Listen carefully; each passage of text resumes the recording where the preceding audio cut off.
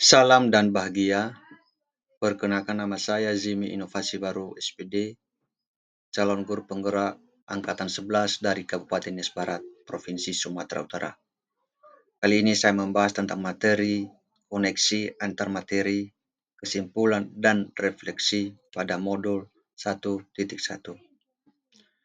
Sebagaimana kita tahu bahwa pendidikan itu adalah suatu tuntutan dalam hidup tumbuhnya anak-anak sesuai dengan kodratnya agar mereka dapat memperbaiki lakunya, bukan dasarnya. Hidup dan tumbuh untuk keselamatan dan kebahagiaan di masa depannya. Namun, pendidikan juga harus berhubungan dengan keadaan dan keadaan alami setiap anak, sehingga mereka benar-benar siap dan sedia untuk melaksanakan apa yang dimaksudkan. Ada dua kerangka dasar dari pemikiran Ki Hajar Dewantara. Yang pertama adalah perubahan, yang kedua pendidikan yang berorientasi pada murid. Kita bahas satu persatu perubahan. Prinsip perubahan dan apa yang berubah. Kerangka dasar yang pertama, kodrat keadaan. Dalam melakukan suatu perubahan, haruslah disesuaikan dengan kodrat keadaan yang terdiri dari kodrat alam dan kodrat zaman. Kodrat alam terkait dengan tempat di mana anak itu berada. Anak-anak di lingkungan pertanian tentunya akan memiliki kodrat yang berbeda dengan anak-anak yang ada di lingkungan pegunungan. Anak-anak di lingkungan dengan 2 musim akan berbeda dengan anak-anak di lingkungan dengan 4 musim. Kodrat zaman mengacu pada kondisi zaman saat anak itu lahir. Guru harus menyadari bahwa setiap zaman memiliki situasi dan kesulitan yang berbeda sesuai dengan sifat alam. Waktu yang dihabiskan guru untuk menjadi murid berbeda dengan waktu yang dihabiskan untuk menjadi guru saat ini. Ada 3 asas trikon. Yang pertama, kontinuitas. Kontinuitas mengharuskan diskusi sejarah yang kritis maju ke depan sambil mempertahankan prinsip-prinsip penting budaya masyarakat. Yang kedua, konvergensi.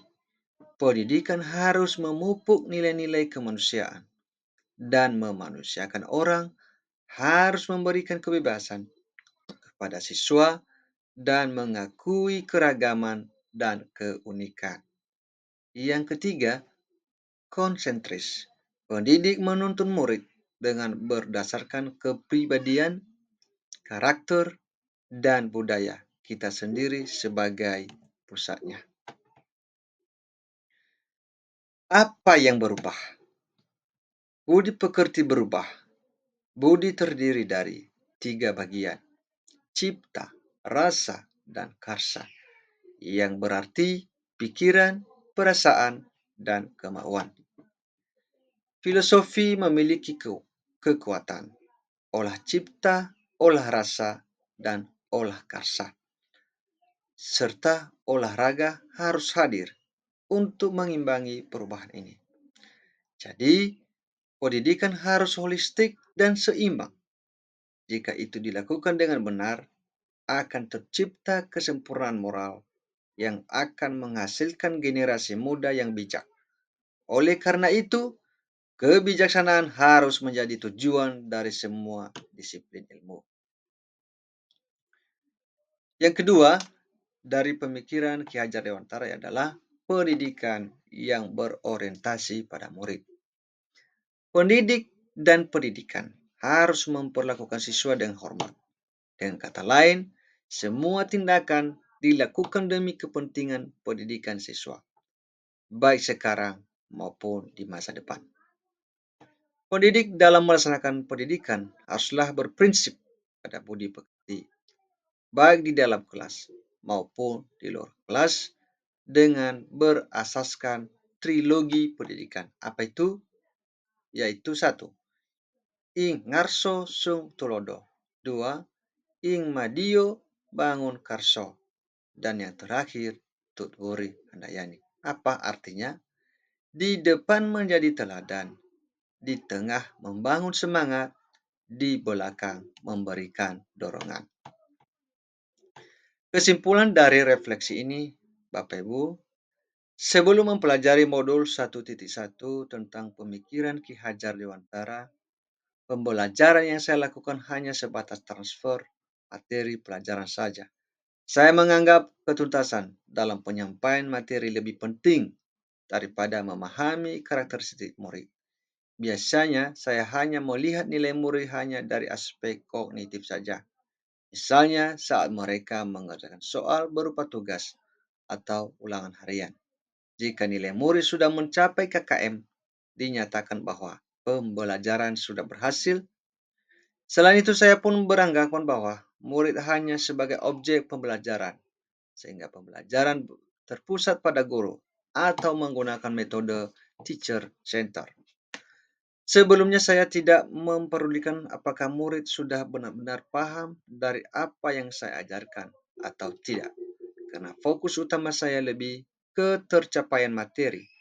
Mengingat materi yang saya ajarkan cukup padat, setiap semesternya saya pun hanya meminta siswa untuk menghafal materi yang saya ajarkan tanpa memikirkan bagaimana cara agar materi tersebut dapat dipahami dengan sepenuhnya.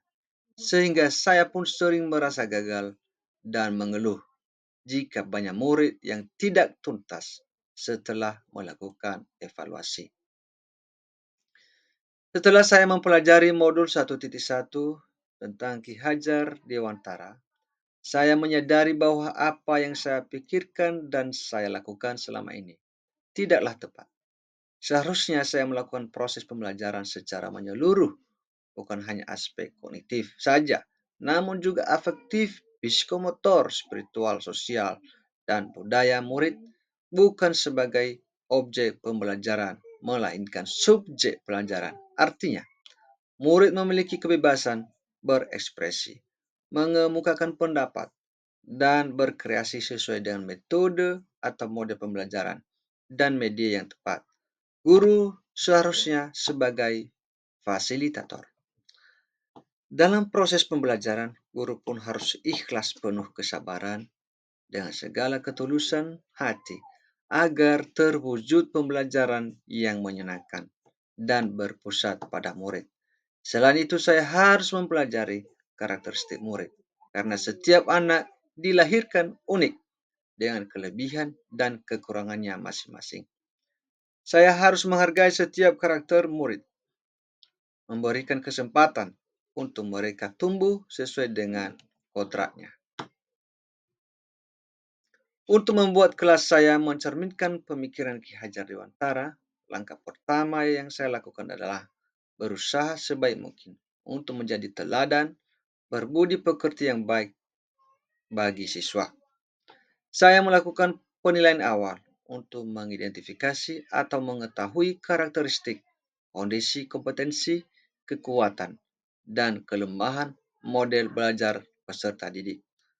Tujuan dari penilaian ini adalah untuk membuat pembelajaran disesuaikan dengan kemampuan peserta didik, melaksanakan pendidikan yang berpusat pada siswa, dan menganggap diri saya sebagai instruktur daripada pusat pembelajaran dengan gagasan belajar yang bebas. Baik, demikian refleksi dari tugas saya ini, semoga dapat dipahami dan dimengerti. Atas kekurangan saya meminta maaf. Terima kasih.